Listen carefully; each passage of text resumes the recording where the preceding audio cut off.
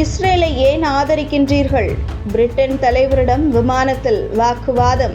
Over 7,000 children have been slaughtered by Israel. 20,000 people. How many more people have to die? இஸ்ரேலை ஆதரித்து வரும் Britain labour கட்சியின் தலைவர் கீர் ஸ்டார்மரிடம் இளைஞர் ஒருவர் நேருக்கு நேர் வாக்குவாதத்தில் ஈடுபட்ட நிகழ்வு பரபரப்பை ஏற்படுத்தியுள்ளது.